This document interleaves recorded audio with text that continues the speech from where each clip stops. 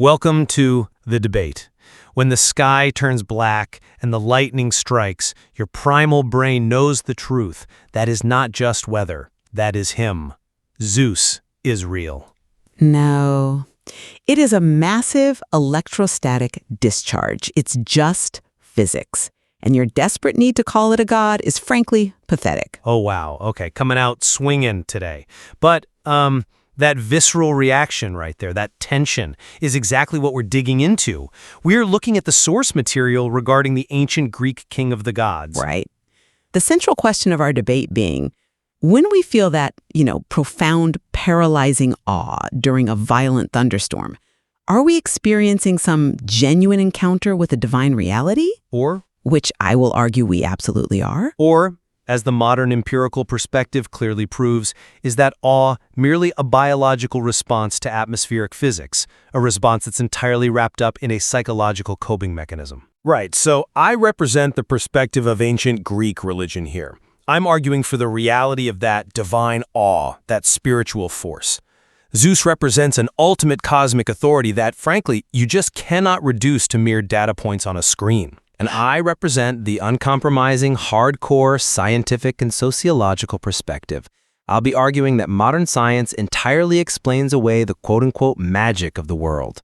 Zeus is an imaginary coping mechanism masking the cold, indifferent truth of reality. I mean, cold and indifferent is definitely one way to look at it, but let's look at the believers of that era. For them, Zeus wasn't a fairy tale. Lightning strikes were deeply intentional acts, right? They were direct manifestations of divine will or punishment or communication. Sure, they thought that. They did, and it's proven by things like the abaton or the bidental. When lightning struck a piece of land, they didn't just shrug it off, they walled it off. They revered it as sacred ground touched by God. The sheer terror and awe you feel during a violent storm it's profound proof of the human soul recognizing its creator. Okay, but we know exactly what those, quote, intentional acts actually are now. We've mapped the atmosphere. Modern meteorology and physics completely debunk this myth.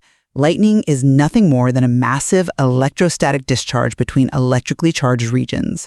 Yes, the mechanics of it. Exactly the mechanics.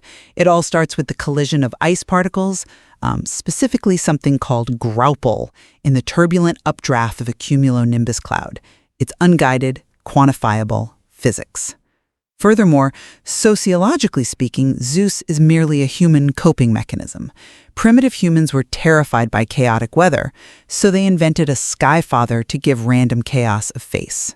I see why you think that, but let me give you a different perspective. You just gave a perfectly accurate description of the physical mechanism, right?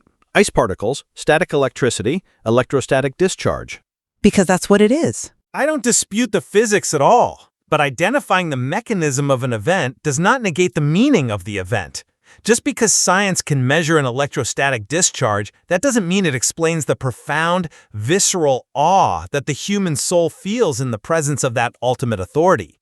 You're reducing the majesty of nature to like a math equation. Because it is a math equation. The universe is cold, it is indifferent, and it is entirely mathematical. This awe you keep talking about, it's simply a biological fear response. A fear response? Come on. Yes. We evolved in harsh environments. Sudden, massive releases of energy were immediate threats to our survival. The hominids who felt awe, which is essentially just a state of hyper-aroused vigilance, they survived.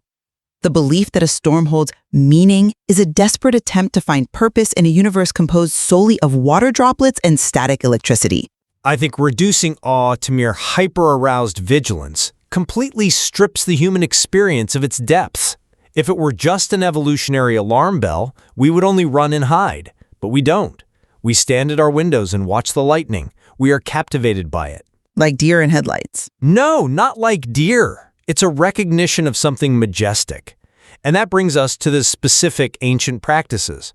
I mentioned the abaton earlier, the careful, structured act of building walls around lightning-struck earth. Yes, the walls. They didn't just run in blind panic. Priests would perform highly specific ritual sacrifices. They buried the scorched earth reverently and left the roof open to the sky so the celestial realm could look down upon it.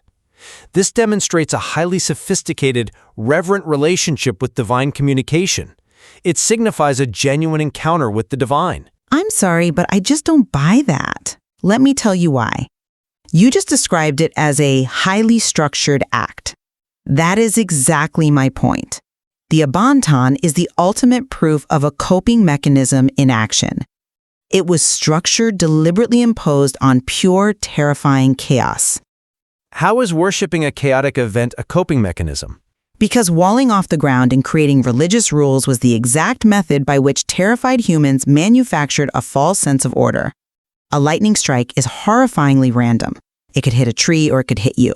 By pretending the random strike was an intentional message from Zeus, they convinced themselves that the chaotic universe could be bargained with. I strongly challenge the assumption that a psychological need for order automatically invalidates the existence of the divine. Just because we desire order doesn't mean the order we perceive is a hallucination. If you invent the concept to soothe your anxiety, the concept is an invention. But what if it's the exact opposite? We have a biological need for water, and water actually exists. What if the universal human instinct to look up and recognize a sky father during a violent storm is not cowardice, but the soul's inherent recognition of a greater spiritual reality? Sociology and cognitive psychology provide a complete, elegant explanation for this without needing magic. Cognitive scientists call this the hyperactive agency detection device, or HAD. Oh, right. The idea that we see intent where there isn't any. Precisely. Humans evolved to drastically over-detect agency, because the cost of a false positive is negligible, while the cost of a false negative is lethal. You hear a rustle in the grass, you assume it's a predator. If it's just the wind, you run away but you live. If you assume it's the wind and it is a predator, you die. Recognition machines biased to favor false positives. So when the sky turns black and booms, our brains immediately ask, who did that, rather than what caused that? There is no God in the clouds. There is only the human mind's inability to accept that destructive weather is random. Inventing Zeus was simply a survival tactic. But look at what you're doing. You continually rely on reducing humans to nothing more than twitching nervous systems on the savannah. The ancient Greeks, these supposedly terrified primitives, built philosophy, democracy, and art. Their belief in Zeus wasn't just a band-aid for weather anxiety. Brilliant people can still be subject to evolutionary cognitive biases. But Zeus was the arbiter of cosmic justice. The lightning was a physical manifestation of a metaphysical truth. The awe they felt was not some misfiring evolutionary reflex. It was the proportional response of a finite being encountering an infinite authority. You're dissecting the frog, and in doing so, you're losing the life of the animal. And you are seeing a face in the clouds because you are terrified of the dark. The utility of a belief, the fact that religion served as social glue, does not make it empirically true. We know how the plasma is formed. We can measure the updraft velocities. The mystery is solved. There is absolutely no room left for a literal God in that equation. Knowledge of ice particle collisions will not insulate you from feeling that profound majesty when a supercell hits. The mechanics are just the brushstrokes. Zeus is the painting. Seeing a painting where there are only scattered, unguided brushstrokes is the very definition of an illusion. The physiological response is real, sure, but attributing that awe to a divine consciousness is a deep, deeply human error. Well, let's step back and summarize where we are, because the terrain we've covered is intense. My stance remains that empirical science, while accurate in describing the physical mechanisms of a storm, is deeply arrogant to dismiss the profound spiritual reality, the meaning and the awe intrinsic to the human experience of nature. And my summary is that meteorology and psychology leave absolutely no room for a literal God. The physics are self-contained. Zeus was a necessary, albeit entirely imaginary illusion, invented to hide from an indifferent universe. Yet, despite this massive gap in our interpretations, there is a clear convergence here.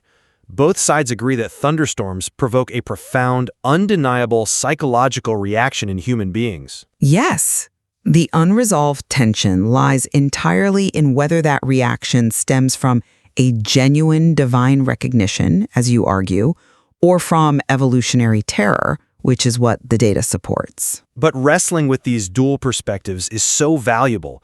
Understanding both the ancient mythological reverence for nature and the rigorous scientific demystification of it, it provides a much richer view of the human condition. It really does. It forces us to examine how much of our perceived world is objectively real versus how much is a projection of our own deeply ingrained psychological needs. Exactly. And so, we leave you to ponder this. Does modern science accurately explain away the magic of the world, or does our reliance on pure data just hide us from the terrifying, majestic truths we once instinctively understood? Think about that next time the sky turns black.